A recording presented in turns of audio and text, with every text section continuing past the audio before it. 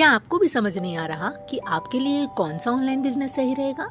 नमस्कार, मैं हूं ज्योति श्रीवास्तव। पिछले वीडियो में मैंने आपसे वादा किया था कि मैं आपके लिए एक ऐसा बिजनेस सिलेक्शन फ्रेमवर्क लेकर आऊंगी जिसकी मदद से आप आसानी से अपने लिए बेस्ट बिजनेस चुन पाएंगे।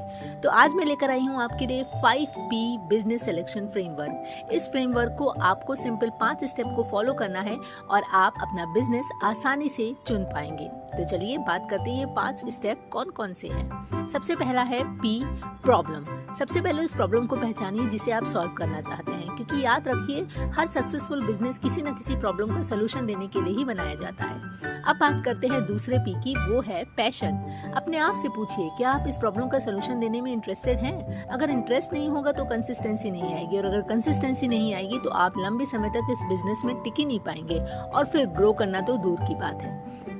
तीसरा P है, वो है प्रिपरेशन।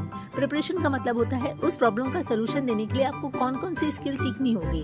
अगर आप स्किल पहले से जानते हैं तो बहुत अच्छी बात है, अगर नहीं आती तो उसे सीखने के लिए तैयार रहिए, क्योंकि कोई भी एक्सपर्ट पैदा नहीं होता, हर एक्सपर्ट कभी न कभी बिगनर रहता है। अब बात करते हैं चौथे P की। चौथा P है प्रॉफिटेबिलिटी। अब आपको रिसर्च करना है, क्या जिस प्रॉब्लम का सलूशन आप देना चाहते हैं, क्या उसकी मार्केट में डिमांड है? क्या लोग उस सलूशन के लिए पैसा देने को तैयार हैं? क्या आने वाले समय में इस बिजनेस की ग्रोथ की संभावना है?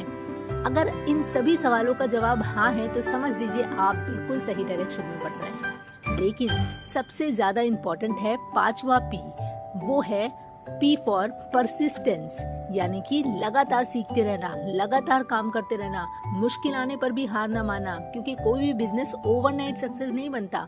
जो इंसान लगातार सीखता है, लगातार एक्शन लेता है और धैर्य के साथ आगे बढ़ता है, आखिर में सक्सेस उसी को मिलती है। तो चलिए एक बार इस पूरे फ्रेमवर्क का जल्दी से रिकैप कर लेते हैं। P, प्रॉब्लम पहचानिए। P, पैशन के साथ काम कीजिए, जरूरी स्किल सीखिए, मार्केट की डिमांड और प्रॉफिटेबिलिटी को चेक कीजिए, और सबसे जरूरी P, परसिस्टेंस, यानी कि कंसिस्टेंसी के साथ अपने बिजनेस में काम करते रहिए। यही है मेरा 5P बिजनेस सिलेक्शन फ्रेमवर्क। अगर आप इन 5 स्टेप को ईमानदारी से फॉलो करेंगे तो सही बिजनेस चुनना आपके लिए पहले से कहीं ज्यादा आसान हो जाएगा। अब अगला सवाल आता है कि अगर मेरे पास कोई बिजनेस आइडिया है तो मुझे कैसे पता चलेगा कि मार्केट में सच में इसकी डिमांड है या नहीं? बस यही मैं अगले वीडियो में आपको बताने वाली हूँ। मैं आपके साथ 5 बिल्कुल फ्री तरीके शेयर करूंगी जिसकी मदद से आप किसी भी बिजनेस आइडिया की मार्केट डिमांड घर बैठे चेक कर सकते हैं। तो अगर आप अपना बिजनेस बिना गेस वर्क के साथ शुरू करना चाहते हैं तो इस पेज को अभी फॉलो कीजिए और मेरे अगले वीडियो का इंतजार कीजिए। मैं मिलूंगी आपसे अगले वीडियो में, तब तक अपना बहुत ख्याल रखिए। धन्यवाद। Thank you.